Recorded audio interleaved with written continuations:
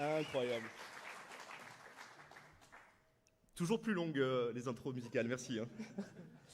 Bonjour à tous, chers Wisseti, chers Babouins, bienvenue à la seconde édition d'Auvergnac. C'est vraiment un grand plaisir de vous voir aussi nombreux, ça fait vraiment chaud au cœur. Que vous êtes passionnés d'outils, de défense, de cybersécurité, etc., curieux que vous êtes. On va aborder beaucoup de sujets. Avant toute chose, on voulait du coup remercier pas mal de personnes, bien entendu déjà nos partenaires et les différentes écoles, avec du coup notamment Laurent Perrin du BTS QC, le BTS aussi Sidoine Apollinaire avec Monsieur Rochon, bien entendu Olivima avec Christophe et Michel qui sont quelque part. Merci à vous. Et du coup, pour terminer aussi, les personnes qui nous ont accompagnés, donc les différents bénévoles, et aussi les créateurs de challenge qui nous ont bien aidés pour demain.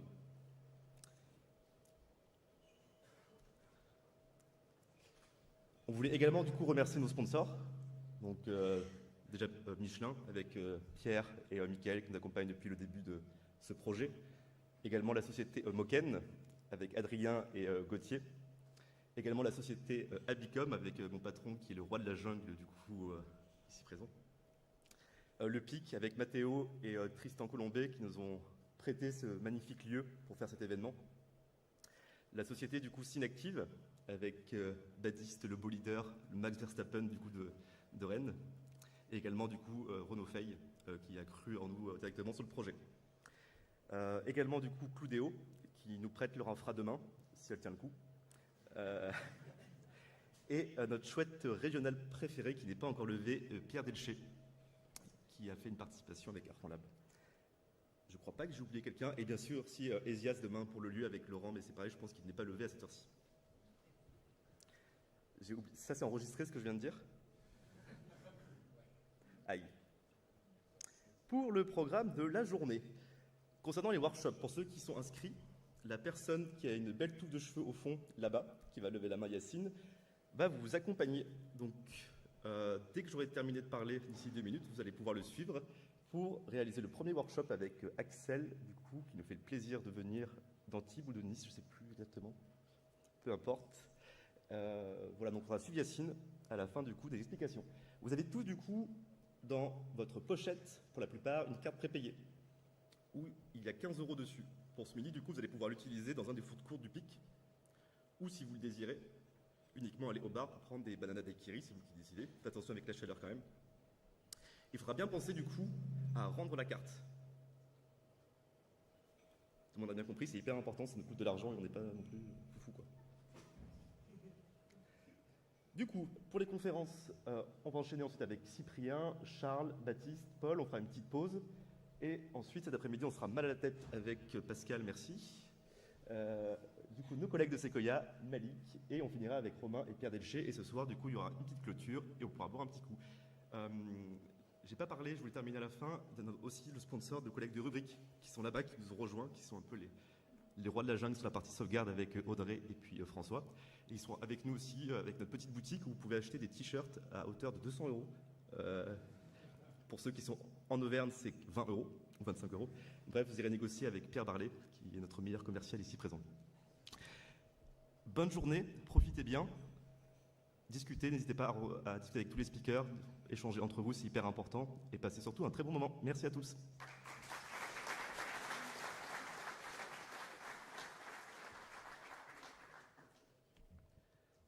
Du coup, les gens pour les workshops, vous pouvez suivre Yacine. Yacine, peux-tu lever la main? Il faut dire présent. Est-ce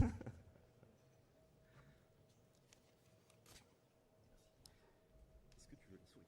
Non. Je vais faire ça au final. Baisserai pas un peu la luminosité? Peut-être. Oui, il y a besoin d'avoir de... Est-ce que vous pouvez baisser un peu la luminosité? S'il vous plaît, merci.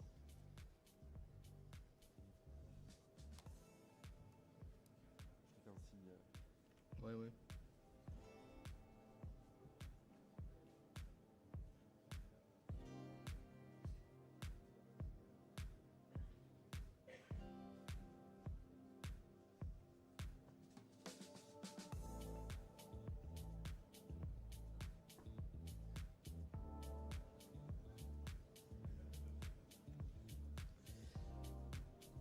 Donc, Bonjour à toutes et à tous. Donc pour commencer ce cycle de conférences, je vais présenter aujourd'hui donc un projet autour de la mise en place d'un outil d'aide à la décision basé sur l'IA, donc mise en place au sein du SOC Eramet. Donc avant de débuter, je vais me présenter rapidement. Donc je suis Cyprien Chapelle, ingénieur cybersécurité et data. Donc j'ai un peu une double casquette. D'un côté, la partie réponse incident, investigation SOC, et de l'autre côté, gestion de données, développement de projets IA comme celui-ci. Donc voilà, je vais passer rapidement sur cette partie-là. Donc l'objectif de cette présentation, c'est d'abord de vous expliquer pourquoi ce projet a été développé, et ensuite c'est de vous montrer un peu plus concrètement comment ça fonctionne derrière. Donc on va commencer par les problèmes rencontrés donc, au sein du SOC, ensuite on verra les objectifs, et puis on rentrera progressivement dans la partie technique, donc en commençant par la préparation des données, l'entraînement des modèles, l'inférence, et voilà, si on a bien le temps, normalement on aura le temps, donc une partie démo où on verra concrètement comment ça marche. Donc vraiment l'idée aujourd'hui c'est c'est pas de présenter une solution qui est magique, hein, c'est vraiment de comprendre comment ça fonctionne derrière, pas de présenter un projet complètement black box, et de vous montrer comment les modèles sont entraînés, comment les données sont préparées, comment les scores sont calculés, et surtout comment on arrive à garder une forme d'explicabilité de tout ça. Donc dans notre SOC, ou CISR maintenant, donc nous utilisons un SOAR donc, qui récupère tous nos incidents, bien sûr. Et ces incidents donc, proviennent de plusieurs sources. Donc, ça peut être des EDR, Honeypot, etc. Des incidents qui viennent aussi des plateformes CTI. Le problème principal n'est pas forcément le volume d'incidents, hein, le volume reste plutôt gérable. Le vrai souci, c'est plutôt le manque de contexte au moment de l'investigation, donc quand on reçoit l'incident. Donc, par exemple, donc, quand un analyste reçoit un incident, il n'a pas forcément toutes les informations de tout ce qui s'est passé avant par rapport à cet incident. C'est-à-dire qu'il n'a pas forcément connaissance des comportements similaires qui ont eu lieu auparavant, plusieurs semaines avant, plusieurs mois. Il ne sait pas si l'utilisateur a déjà exécuté ce type de commande-là, s'il a déjà eu un comportement similaire. Donc je parle vraiment de similarité, hein. C'est pas juste est-ce qu'il a exécuté exactement le même fichier la semaine dernière, c'est vraiment est-ce qu'il a eu le même comportement sémantiquement, quoi.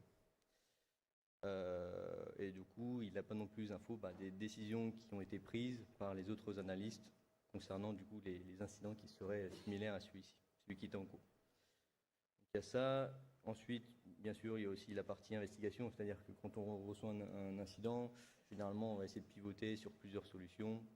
Donc sur les EDR, sur les parties CTI, on va regarder s'il y a des détections sur le CIEM, etc. Donc, tout cela, ça prend un certain temps, et en fait, c'est surtout une perte de temps pour les cas qui sont assez redondants et surtout qui ne sont pas forcément très intéressants.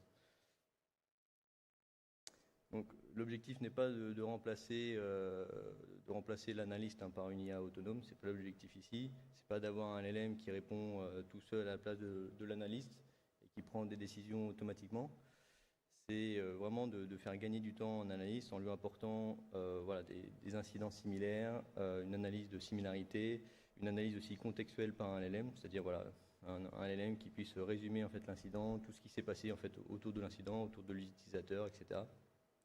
Et donc du coup d'améliorer la cohérence des décisions, de réutiliser la connaissance historique du SOC, et surtout très important de garder l'humain dans la boucle. On ne peut pas tout fournir à l'IA, du moins pour l'instant. Donc pour ceux qui travaillent en SOC, en CERT, etc., je pense que vous connaissez déjà des solutions qui permettent justement d'utiliser l'IA pour la réponse à incident. Il y en a pas mal qui évoluent forcément avec l'évolution exponentielle de l'IA aujourd'hui. Cependant, on remarque quand même plusieurs problématiques là-dessus. Donc d'abord, le manque de contexte entreprise, parce que généralement, ces solutions, elles proposent des modèles qui sont assez génériques, hein, donc qui connaissent les incidents ou le langage de manière générale, mais qui n'ont pas tout le contexte entreprise, qui ne connaissent pas tous les incidents passés, qui ne connaissent pas les exceptions, les administrateurs, tous les comportements normaux ou anormaux. Et du coup, ça peut manquer de précision, surtout quand on ne peut pas réentraîner ces modèles. Et c'est généralement pas possible, quoi. Ça demanderait beaucoup de ressources. Ensuite, donc, il y a aussi la problématique de black box, c'est-à-dire que généralement, ces modèles ne sont pas très ouverts, c'est-à-dire qu'on n'a pas vraiment connaissance de ce qu'on utilise derrière. Et si c'est le cas, on n'a pas forcément une bonne maniabilité dessus, c'est-à-dire qu'on ne va pas avoir accès à beaucoup de paramètres, on ne va pas pouvoir modifier certains hyperparamètres, et du coup, c'est pareil, on ne va pas avoir énormément de précision là-dessus. Et c'est problématique parce que dans le contexte SOC, on est assez technique, et on a besoin que justement les modèles soient très précis, surtout sur les termes techniques, et voilà, ça peut être gênant là-dessus. Ensuite, bon, bien sûr, on a les problèmes de coût, surtout quand les modèles ont une facturation qui dépend du nombre de tokens. Voilà, après, bien sûr, les problèmes de confidentialité et de dépendance aux plateformes cloud. Donc, c'est pour ces raisons que nous avons choisi donc, de développer notre propre approche, donc, qui repose sur plusieurs briques. Donc, la première, c'est la brique d'analyse de similarité. L'idée, ça va être de retrouver des incidents passés qui sont similaires, qui représentent un comportement similaire. Donc, on verra de manière plus détaillée plus tard. Ensuite, la deuxième brique, c'est la classification. Donc là c'est un modèle, un modèle à part. Ensuite, on a un deuxième modèle qui est la classification, qui va permettre d'estimer si un incident est plutôt un vrai positif, un faux positif ou un cas légitime. La troisième brique, ce serait du coup la partie LLM, qui, elle, permettrait de faire une analyse compréhensible, de résumer les éléments importants et de proposer, par exemple, des pistes de remédiation ou d'investigation. Et donc, à tout cela, on va ajouter une couche d'enrichissement. Donc, à nos trois modèles, on va leur permettre de récupérer des informations sur l'entreprise, sur des plateformes CTI, ou aller chercher des détections, se connecter, du coup, à une machine pour récupérer, par exemple, des schedule tasks, etc., etc. Récupérer le plus d'informations possible pour aider les modèles à travailler au plus précis. Et donc, l'idée, c'est vraiment de ne pas avoir un seul modèle qui fait tout, qui est bon, moyennement bon de manière globale, et qui fait tout. L'idée, c'est vraiment d'avoir plusieurs modèles spécialisés qui ont un rôle précis et qui sont le plus précis possible dans leur propre domaine. Et bien sûr, donc tout ça sur un seul serveur et en local et sans GPU, pour pas que ça coûte non plus trop cher. Voilà. L'idée, c'est vraiment de limiter les ressources, qu'on est sans GPU avec trois modèles qui sont en local. Pareil pour le LLM, tout est en local. Donc, au niveau de l'architecture globale, donc voilà globalement à quoi ça ressemble. Donc, on a nos données à gauche ici, donc qui viennent des EDR, comme je dis depuis tout à l'heure, Threat Intel, etc. Ces données donc, vont passer dans une data pipeline qui va permettre de préparer les données, donc les normaliser, etc. pour les préparer pour nos modèles d'IA qui sont ici. Ces modèles d'IA, donc on retrouve nos trois briques. Ces modèles vont être enrichis par une couche d'enrichissement qui va permettre d'apporter le contexte entreprise. Et toutes ces données vont être enregistrées dans une base de données. Voilà, on va enregistrer toutes nos données. Et on va également alimenter une partie reporting qui va permettre de suivre les scores, les performances, les feedbacks aussi des analystes. Parce que voilà, il faut voir ça comme une boucle, c'est-à-dire qu'on reçoit un incident, on analyse. L'analyste vérifie, observe du coup l'analyse qui est faite par les trois modèles et ensuite il va transmettre un feedback, donc dire voilà, si tel ou tel modèle a bien fait son analyse, et tout ça sera suivi donc, dans une partie reporting qui permettra d'améliorer les modèles ensuite plus ou moins, enfin automatiquement ou manuellement. Donc maintenant qu'on a vu l'architecture globale, on va rentrer petit à petit dans chaque étape. Donc, la première étape, c'est la data pipeline. On va aller assez rapidement au début parce que voilà, c'est une étape très importante parce que en IA, tout est basé sur les données. Donc, l'idée ici va être de transformer les données brutes en données qui soient exploitables et propres pour les modèles IA. Donc, voilà, la pipeline de données se découpe en plusieurs étapes. La première étape, elle est simple, c'est une étape d'identification, parce que dans le cas où on a plusieurs sources de données différentes, on va vouloir du coup créer en fait une base commune, même si les données d'origine sont différentes, et donc identifier en fait les champs qui peuvent avoir des noms différents, et du coup les placer sur une même base et avoir un champ unique pour la même cible. Ensuite, donc, on va bien sûr nettoyer les données.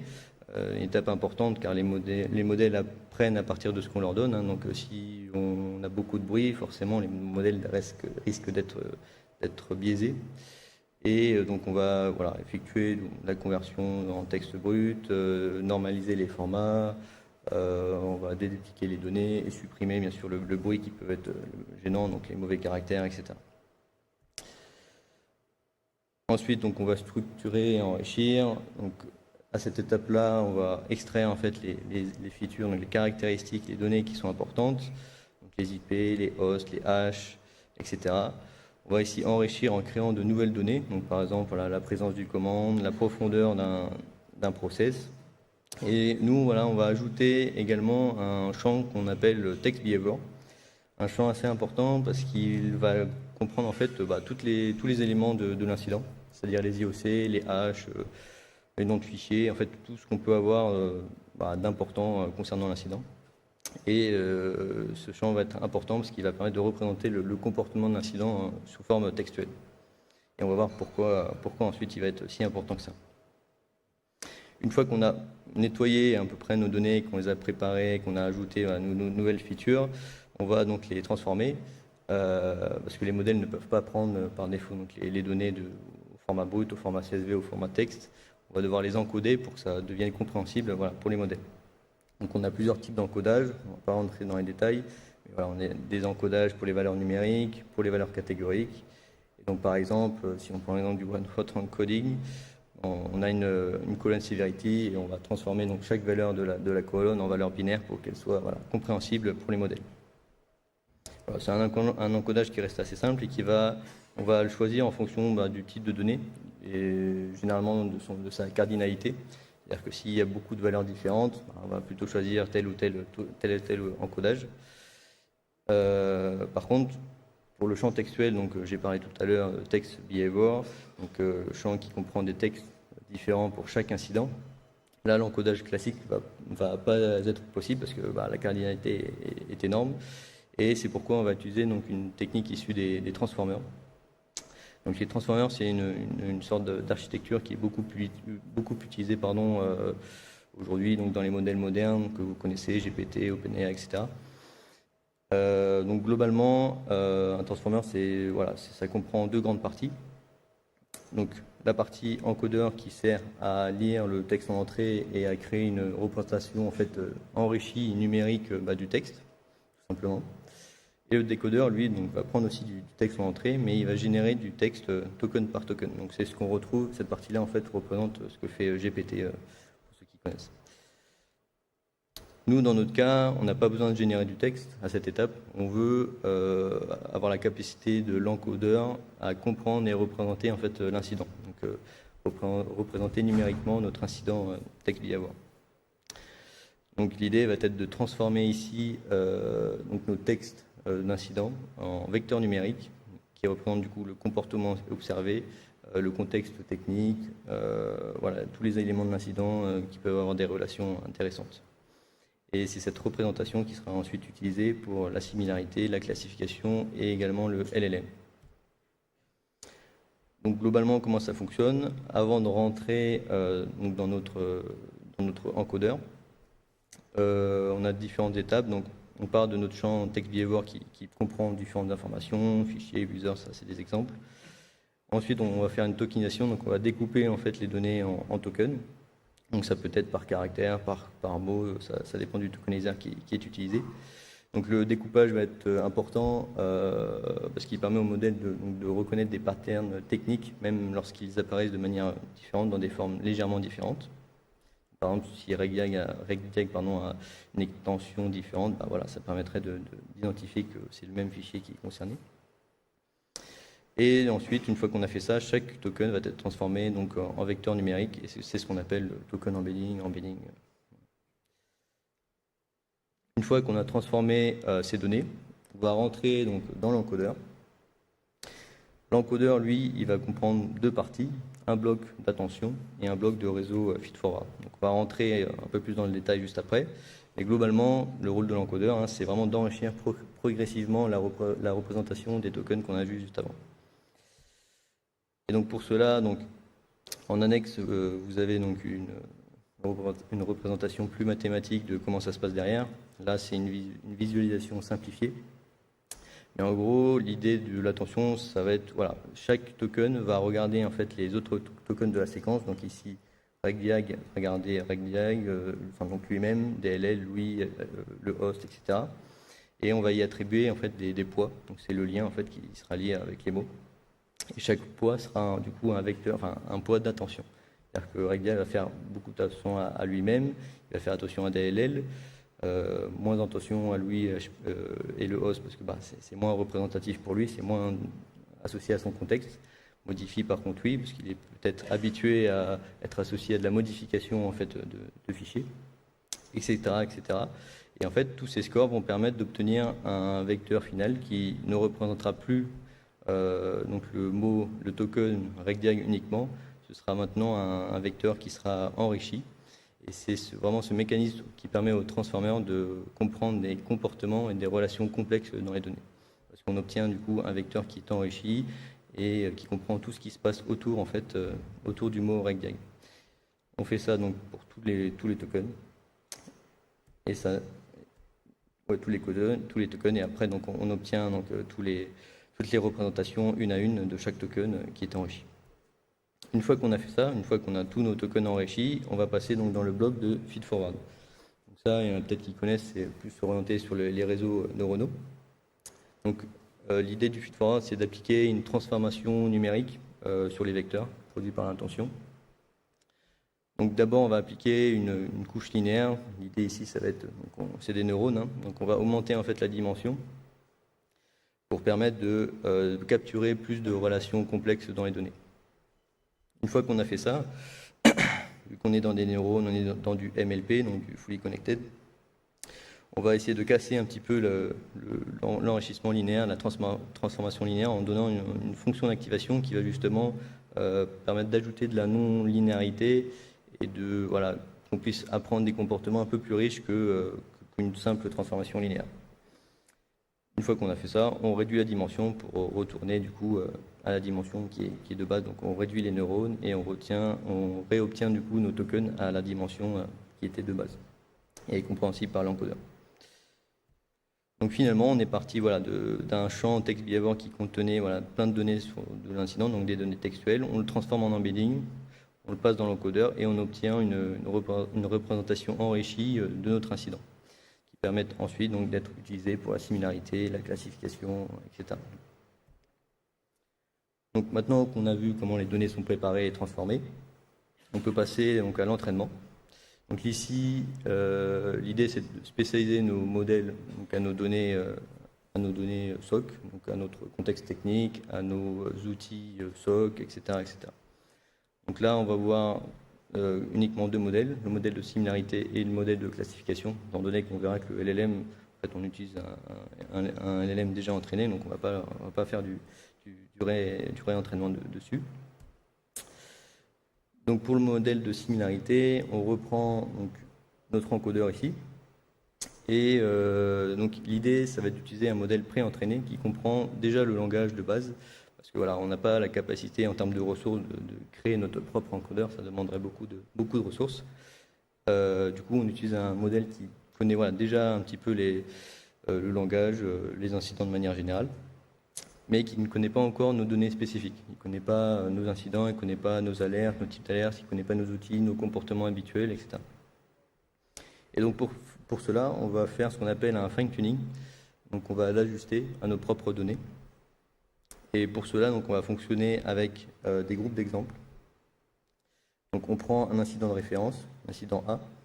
On va prendre un incident positif, donc, qui est similaire du coup à l'incident A. Et ensuite, on va prendre des incidents négatifs. On va transformer, donc on va passer ces vecteurs dans l'encodeur. Ça va nous créer donc, des vecteurs d'embedding. Ces embeddings sont placés dans un espace vectoriel. Et on va regarder, en fait, on va faire, par exemple, pour simplifier, un produit scalaire pour regarder en fait, si les vecteurs vont dans la même direction ou non. S'ils vont dans la même direction, et on va considérer qu'ils sont similaires. S'ils ne vont pas dans la même direction, eh bien, ils ne sont pas similaires. C'est comme ça que va fonctionner en fait, la similarité et les calculs contextuels. Et donc pour entraîner cet encodeur, eh bien, on va faire en sorte que l'embedding positif soit le plus proche possible de notre incident A. Et donc sur la première épauche, donc sur le premier test, forcément les résultats ne seront pas parfaits.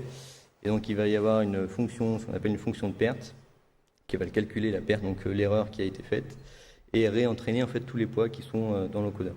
Donc les poids, c'est les poids qui sont entraînés au niveau de la tension, au niveau du feed-forward. Voilà, c'est des milliards, des millions de. Là, on parle en millions, uniquement en millions de poids, qui sont modifiés justement pour ajuster le modèle et l'améliorer sur ces résultats. Donc voilà pour la similarité. Donc progressivement, on obtient donc un vecteur enrichi, toujours pareil, qui comprend au mieux donc nos données SOC. Pour la deuxième brique, donc classification, c'est un peu plus simple. Donc là, on a donc, nos embeddings, nos features catégoriques numériques. Donc on concatène tout ça, donc on a toutes nos données ici, qu'on envoie dans un modèle de classification, donc un decision tree, un random forest, peu importe. Ce modèle de classification va donner des probabilités sur nos classes, donc true positif, faux positif, embedding positif, donc un cas légitime. Ici, on voit que voilà, il a donné un true positif à 0,72. Et ensuite, on va regarder quelle a été l'erreur. Donc là, il s'était trompé de temps parce que ce n'était pas un trou positif. Et en fonction de cette erreur, toujours pareil, il va s'améliorer. Donc en fonction du modèle qui est utilisé, c'est pareil. Il va y avoir soit des fonctions de paire, soit des calculs qui sont faits pour améliorer au mieux du coup la classification. Pour la fonction de perte, c'est fait automatiquement. Par contre, on peut aussi, nous, en fonction, si la fonction de perte ne permet pas d'améliorer au mieux le modèle, on va pouvoir modifier les paramètres du modèle, adapter au mieux les données pour pouvoir avoir de meilleurs résultats. Et justement, pour faire ça, on va utiliser des outils d'explicabilité parce que voilà, on peut avoir des modèles qui obtiennent de bons résultats, mais on n'est jamais sûr en fait que le modèle a réellement bien compris ce qu'il fallait comprendre. Est-ce qu'il a vraiment compris les données comme il fallait ou est-ce qu'il a juste eu un peu de chance et qu'il est peut-être surentraîné aussi sur nos données. Donc pour ça, on va utiliser des outils comme SHAP qui vont permettre en fait de donner l'impact de chaque feature, donc de chaque donnée, chaque caractéristique de notre dataset, afin de vérifier que voilà, l'impact est bon et cohérent au bon moment. C'est-à-dire que si, par exemple, ici, on a un cas qui est noté comme malware, est-ce que pour la classe true positif, il a son poids, donc il a sa valeur qui augmente bien au bon endroit, quoi. Ensuite, pour cette partie-là, c'est uniquement pour les modèles de classification. Ça va être assez simple parce qu'il y a déjà des outils qui permettent d'expliquer assez facilement. Par contre, pour le modèle de similarité, il n'y a pas de modèle d'outil par défaut qui permet d'expliquer en fait quel est le token qui a donné le plus de poids dans telle similarité, etc. C'est difficile d'expliquer en fait pourquoi deux incidents ont été rapprochés. Donc pour ça, on a mis en place une erasure en fait. Donc on a notre incident ici qui donne une similarité de 0,94. Ce qu'on va faire, c'est qu'on va enlever un à un chaque token et on va voir en fait tout simplement comment ça influe la similarité. Donc là, dans ce cas-là, on enlève le fichier regdiag, on voit que ça a descendu de 0,50. Donc on en conclut qu'ici, ce token-là a donné beaucoup d'influence. Et ce qui reste ici assez logique parce que c'est un fichier, voilà, c'est le nom du fichier, donc c'est assez déterminant, donc c'est assez cohérent ici. Voilà. Donc maintenant que les modèles sont entraînés, on va pouvoir passer à l'inférence. Donc l'inférence, pour ceux qui ne savent pas, c'est vraiment le moment où les incidents surviennent et du coup qu'on commence à utiliser les modèles pour analyser. Donc on va prendre l'exemple d'un incident A, donc avec nom de fichier, exécution, etc. Des données assez basiques. Pour rappel, donc nos trois modèles. Ici pour l'inférence, donc on ne va pas repasser sur la partie classification parce que du coup, une fois quand l'incident survient, bien, le modèle de classification va donner, il va donner ses probabilités, si c'est un trou positif ou positif, etc. Donc il n'y a pas de calcul supplémentaire qu'on fait au niveau de l'inférence, donc on ne va pas rentrer dans le détail là-dessus. On va plutôt reparler de la similarité. Donc au niveau de l'inférence, on va faire un calcul, une approche hybride. Donc on va utiliser notre embedding qui, pour rappel, permet de capturer vraiment le sens global de l'incident et le comportement. Donc par exemple, si on a un incident avec une description upload via FTP et sending archive to remote server, eh bien l'embedding pourra faire en sorte que ces deux incidents seront dans le même contexte et du coup seront similaires. Mais voilà, donc c'est bien pour reconnaître des comportements similaires. Le problème, c'est que dans un contexte SOC, eh bien, il y a des termes techniques qui sont quand même assez précis et assez importants, notamment voilà, les noms de DLL ici, noms de fichiers, des hashes, etc. Et parfois, ces termes techniques, quand les incidents sont assez conséquents, parce que des fois les volumes de données internes d'un incident sont assez conséquents, eh bien, on va vouloir ces termes techniques vont en fait être dilués justement dans les embeddings, parce qu'il y aura tellement d'informations que les termes, par exemple la DLL ici, regdirect, sera un petit peu oublié. Et du coup, pour éviter cela, on va utiliser du coup technique, du coup, un outil TF-IDF qui va permettre de donner beaucoup plus d'importance aux mots qui sont discriminants, qui sont rares. Et on va faire, donc on va rentrer dans le détail tout à l'heure. Et donc l'idée, c'est de voilà, faire tout simplement un mix en fait de ces scores en donnant des poids qui permettent en fait d'ajuster, voilà, si on veut augmenter l'embedding ou plutôt diminuer le TF-IDF. Et ça nous permet d'avoir un score final en fait sur ces deux techniques. Donc on a d'un côté la similarité sémantique et de l'autre côté une similarité plus exacte basée sur les tokens importants. Donc pour la partie embedding, voilà, comme tout à l'heure, donc on a un incident A, on a deux incidents à comparer.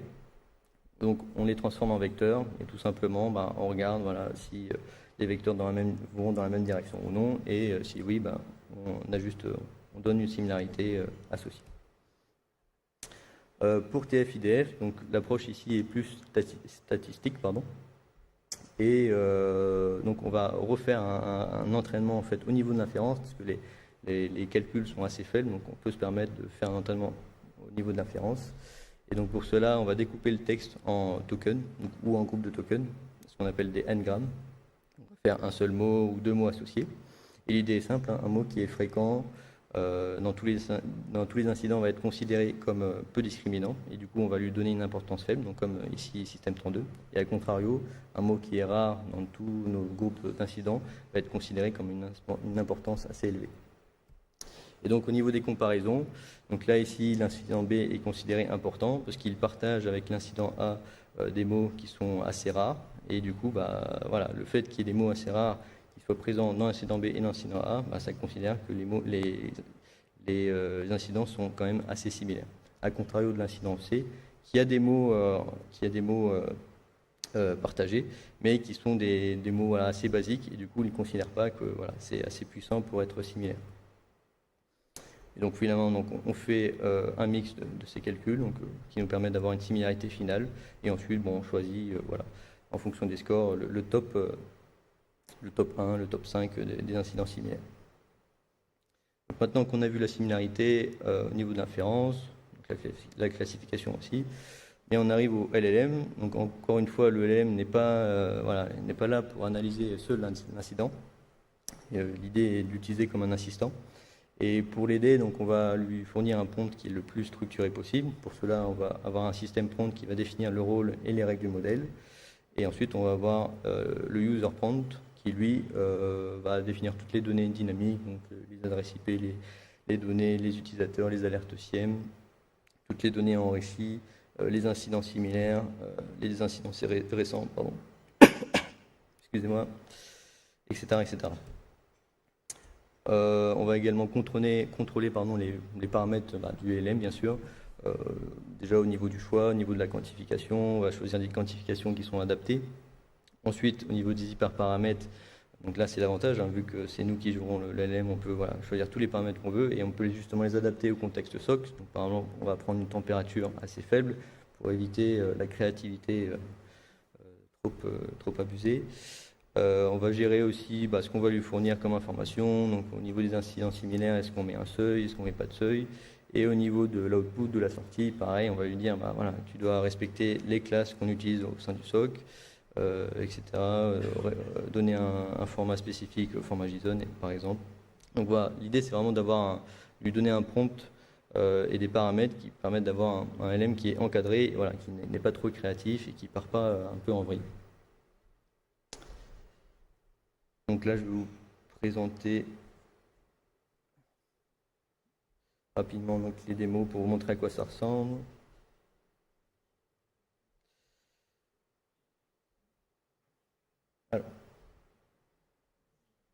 Donc là, c'est un exemple, c'est une démo. Donc là, on a un exemple d'incident voilà, d'une commande online qui a été exécutée, donc on n'a pas énormément d'informations. On voit que c'est un double script qui exécute un script. Mais voilà, on n'en sait pas plus, quoi. Donc la partie ML ici. Donc là, on retrouve nos incidents similaires ici. La partie classification à droite et en dessous, la partie LLM. Donc, au niveau des incidents similaires, donc on retrouve voilà, des incidents qui ont été exécutés avec voilà, des fichiers qui ont à peu près le même nom, du VB-script. On a du worm, parce que je crois que c'était un cas worm, etc., etc., schedule task, voilà, document PDF. Donc, voilà, on a aussi, dans le cas où la similarité n'est pas assez élevée, voilà, on indique que c'est un in review, voilà, c'est pas assez certain pour être considéré comme similaire. Pour la partie classification, donc on retrouve nos 3 classes définies. Donc le cas benign positif donc indique dans le cas où par exemple c'est un admin en fait qui effectue une commande un peu chelou, mais on considère quoi, c'est un admin donc ça reste légitime, mais ça reste quand même un cas qui doit être relevé. Donc c'est un benign positif. En tout cas chez nous on fonctionne comme ça. Et true positif, voilà, c'est un cas avéré, et faux positif, une alerte qui n'aurait pas dû survenir.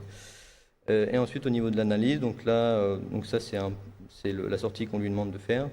Et donc il indique que c'est un worm, il a vérifié sur VS Total. Tac, tac, tac. Après, donc il a remarqué que sur la machine, il y avait une schedule task qui référençait du coup voilà, ce fichier-là. Et du coup, en fait, c'était pour ça que la commande était exécutée à chaque fois, mais que le fichier était bien clean. En fait, le fichier est bien clean par l'EDR à chaque fois, mais vu que la persistance est placée, à chaque redémarrage, du coup, ça faisait sonner l'alerte. Et ça a permis voilà, de voir qu'en fait, il fallait supprimer la persistance et comme ça, après, on était tranquille. Donc voilà l'exemple. J'en ai peut-être un deuxième. Donc là, on a une exécution voilà, de code avec un certain type de commande. Donc là, au niveau de cette analyse, donc pareil, il va voir qu'il y a des outils AI qui ont déjà été exécutés, donc soit du code ou soit des outils AI de manière globale. Et ici, il va indiquer que, voilà, donc les commandes exécutées, ça correspond bien à un clause. Il a dû vérifier sur VS Total, voilà, ici que voilà, c'était bien le bon clause signé, etc. Par contre, il le met en trop positif parce que il a vu dans les incidents similaires, en fait, dans les anciennes clause notes, que les analystes avaient indiqué que voilà, l'outil n'était pas autorisé dans l'organisation.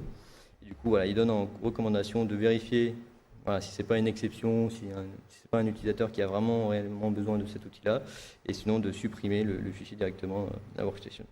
Et j'en ai pas parlé, voilà, mais il y a aussi une close note qui est proposée au cas où. Et pour finir, donc j'en ai un troisième. Non, c'est pas le bon.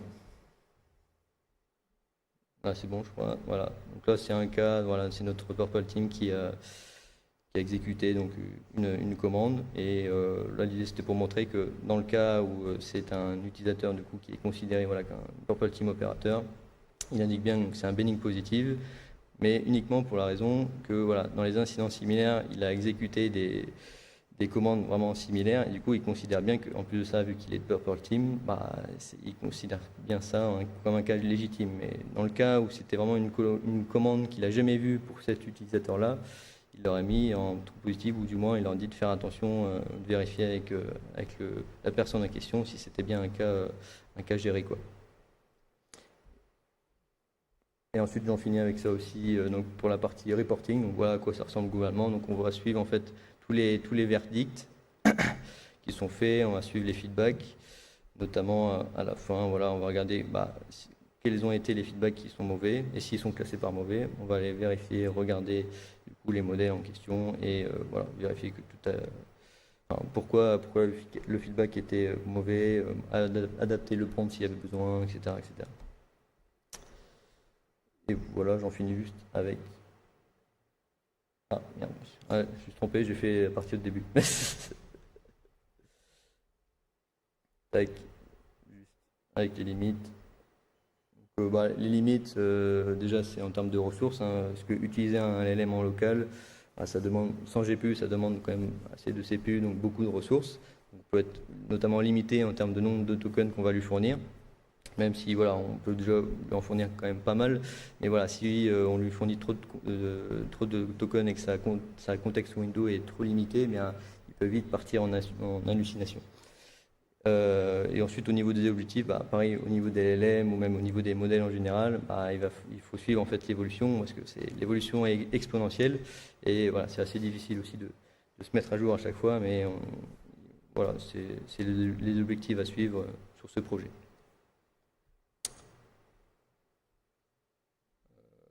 Voilà, j'ai fini.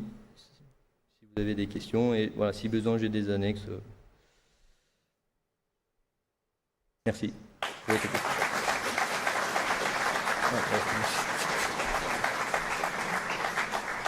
Le micro, ah purée, je l'ai parlé super fort, le micro ne marche pas, merci. Avez-vous des questions à poser à Cyprien ou pas? Merci beaucoup, très impressionnant. C'est de l'apprentissage supervisé. Est-ce que c'est vous qui avez dans la base, alors la taille de la base d'incidents pour l'apprentissage, et est-ce que c'est vous qui avez classifié la base en disant la base d'apprentissage faux positif, trop positif, etc. Oui, parce que c'est nos incidents donc, qui ont été classifiés dans le passé. C'était déjà fait en fait. Du coup, classifiés par les analystes. Ouais. Et s'il y avait besoin, parfois, il y a quelques erreurs, et du coup, bah, on a quand même vérifié à chaque fois que c'était plus ou moins cohérent, et on a réussi quand même à faire en sorte de vérifier que voilà, il n'y avait pas des cas qui sortaient du lot et que ça permette de perturber le modèle. Quoi. Et c'est quoi la taille minimale pour arriver à ça? C'est 1000 incidents, 10 000, 100 000? C'est environ 5 à 10 000 incidents. Et à quelle fréquence vous faites un refresh en fait? Est-ce que vous faites un refresh régulièrement avec des nouveaux incidents? Pour le ML, c'est tous les jours, 2 fois par jour même, parce qu'en fait ça reste un modèle assez petit, et du coup ça nous permet de le faire, même si on est sur une machine assez limitée, ça nous permet de le faire tous les jours. Par contre pour la partie embedding, vu que là on est sur du deep learning assez profond, on le fait une fois par semaine, et à une heure où on ne risque pas d'avoir un incident, quoi. Parce qu'on peut avoir un incident qui survient et du coup la partie LLM prenne un peu de process. Alors ça peut fonctionner, mais voilà, ça risque de ralentir un peu la machine et ça on fait attention à ça. Quoi. Parce que du coup pour la partie embedding, on refait à chaque fois le fine tuning. Quoi. On réentraîne avec tous les incidents pour qu'ils soient à jour en fait avec les nouveaux incidents qui surviennent dans la semaine. Merci Pierre.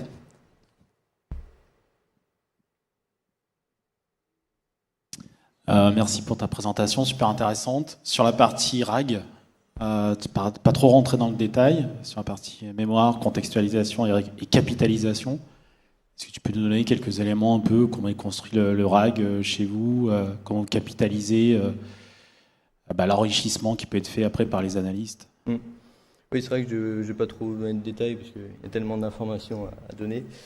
Sur la partie RAG, en fait, on va filtrer. Donc, par exemple, j'ai parlé à un moment de schedule task. Donc, à un moment, sur un exemple d'incident, il a récupéré une schedule task sur la machine. Bien, ça, il le fait en regardant les fichiers, les hashes qui sont présents dans l'incident. Il va tout simplement donc récupérer via RTR donc les données via remote du coup sur la machine. Toutes les schedule tasks, il va filtrer sur du coup les hashes et les fichiers en question, parce qu'on ne va pas fournir toutes les schedules, sinon là le contest window il explose, et du coup il va filtrer justement sur ces valeurs-là, et s'il trouve une correspondance, il le met dans le prompt, dans son prompt LLM, et voilà, c'est comme ça que ça fonctionne là-dessus. Après, sur les autres types d'enrichissement, donc virus total, voilà, juste une requête API, avec pareil les hashes, les noms de domaine, etc. On récupère les informations, mais c'est pareil, c'est limité le plus possible. On va essayer de uniquement récupérer ce qui peut nous intéresser, parce qu'encore une fois, on est limité en ressources, donc on fait en sorte d'avoir le moins d'informations possible, mais les plus précises possibles. Quoi. Donc voilà globalement comment ça fonctionne. Et ça veut dire que tu analyses à chaque fois les événements? Oui. Marche plus. Ouais. Oui, donc tu analyses chaque événement, tu capitalises pas sur le passé par rapport à ton RAG, tu vas pas aller chercher des choses que tu as pu déjà analyser, des comportements que tu avais déjà qualifiés?